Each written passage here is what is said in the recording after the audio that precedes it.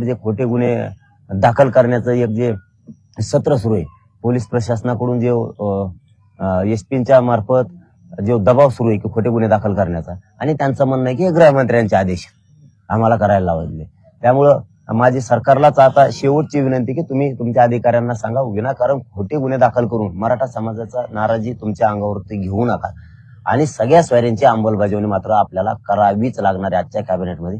जर तुम्ही आज त्या कॅबिनेटमध्ये सगळ्या सोयऱ्यांची अंमलबजावणी नाही केली तर मराठा समाजाची प्रचंड नाराजीची लाट मात्र या राज्यात राहणार आहे. याची ही काळजी मुख्यमंत्री शिंदे साहेब आणि उपमुख्यमंत्री फडणवीस साहेबांनी घ्यावी, ही माझी त्यांना शेवटची विनंती.